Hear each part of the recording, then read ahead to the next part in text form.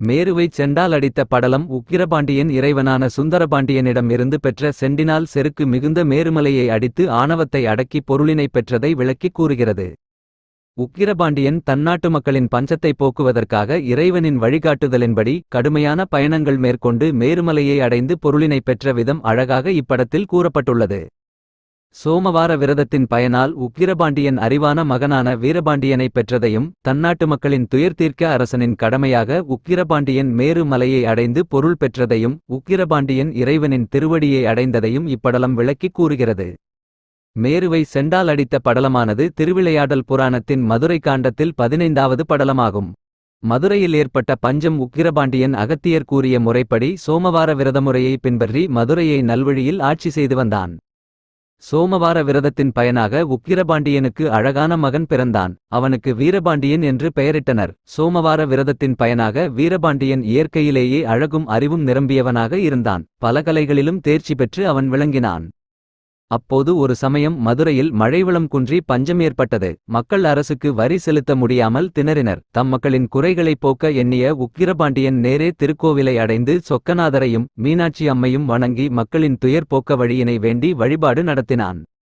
அன்றைய இரவில் உக்கிரபாண்டியனின் கனவில் சொக்கநாதர் சித்தர் வடிவில் தோன்றி இமயத்தை தாண்டி இருக்கும் மேருமலையின் அரசன் ஏராளமான பொன் மற்றும் பொருள்களை தன்னகத்தே கொண்டுள்ளான்.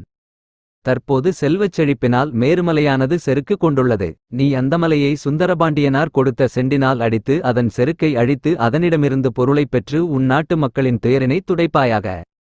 தேவையான பொருளினைப் பெற்றவுடன் அதன் மீது பாண்டிய நாட்டின் எழுச்சியினை பொறிப்பாயாக. அதே நேரத்தில் மேருமலையை அடைவதற்கு நீ நீண்ட கடினமான பயணத்தை மேற்கொள்ள வேண்டும் என்பதையும் நினைவில் கொள்ள வேண்டும் என்று கூறியருளினார். செல்வத்தை பெறும் பொருட்டு உக்கிரபாண்டியனின் பயணம். இறைவனின் திருவாக்கினை கேட்ட உக்கிரபாண்டியன் அதிகாலையில் விரைந்து எழுந்து நித்திய கடன்களை முடித்து பெரும் படை திரட்டி மேருமலையை நோக்கி பயணமாவதற்கு தயாரானான். காலையில் சொக்கநாதரையும் மீனாட்சி அன்னையையும் வழிபட்டு தன்னுடைய படைகளுடன் மேருமலையை நோக்கிய பயணத்தை தொடங்கினான்.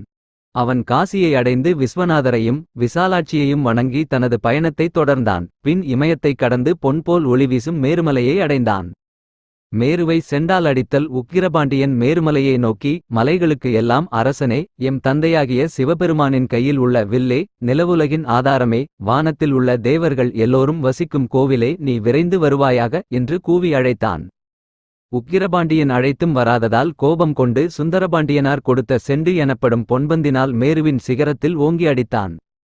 செண்டினால் அடிபட்ட மேருமலை வலியால் துடித்தது. அம்மலையை சுற்றியுள்ள அனைத்தும் நடுநடுங்கின. பின் மேருமலையானது 4 தலைகளும் 8 தோள்களும் வெண்ணிற குடையையும் தாங்கியவாறு உக்கிரபாண்டியனின் முன்னால் வந்து நின்றது. உக்கிரபாண்டியனும் கோபம் தணிந்து, நீ காலம் தாழ்த்தி வந்ததற்கு காரணம் யாது என்று கேட்டான். அதற்கு அம்மலை, நான் இத்திருவுருவத்துடனே தினமும் சோமசுந்தரக் கடவுளையும் மீனாட்சி அம்மனையும் ஆகாய மார்க்கமாக சென்று வழிபட்டு வந்தேன். ஆனால் இன்றைக்கு ஒரு பெண்ணின்பால் ஏற்பட்ட ஈர்ப்பின் காரணமாக நான் பறக்கும் சக்தியை இழந்ததோடு சோமசுந்தரரையும் வழிபட மறந்தேன். அதனால் காலம் தாழ்த்தி வந்து தங்களிடம் தந்த சோமசுந்தரரின் பந்தினால் அடியும் பட்டேன். தாங்கள் இங்கே வந்த காரணம் யாது என்று கேட்டது. உடனே பாண்டியனும், நான் என் மக்களின் துயரினைப் போக்க பொருளினை விரும்பி இவ்விடத்திற்கு வந்தேன் என்றான்.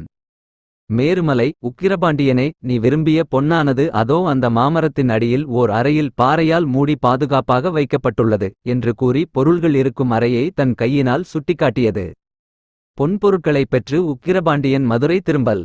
உக்கிரபாண்டியன் அப்பொன்னறையின் அருகே சென்றான். மூடிய பாறையை நீக்கி வேண்டிய அளவு பொன்னை எடுத்துக்கொண்டான். முன்போலவே மூடி அதன்மேல் தன் இலச்சினை பிட்டான்.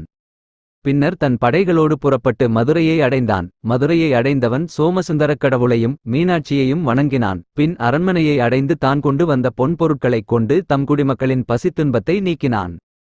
சிவபெருமானின் திருவருளால் மீண்டும் பாண்டிய நாட்டில் மழை பெய்து வளங்கள் பெருகின. நீதி தவறாமல் அரசாண்ட உக்கிரபாண்டியன் தன்மகனான வீரபாண்டியனுக்கு அரசுரிமையை அளித்தான். பின் சொக்கநாதரின் திருவடியில் இரண்டரக் கலந்தான். இப்படலம் கூறும் கருத்து செல்வ செருக்கும் முறையற்ற பெண்ணாசையும் ஒருவனை தன்னுடைய நிலையிலிருந்து தாழ்ந்துவிடச் செய்யும் என்பதே மேருவைச் செண்டால் அடித்த படலம் கூறும் கருத்தாகும்.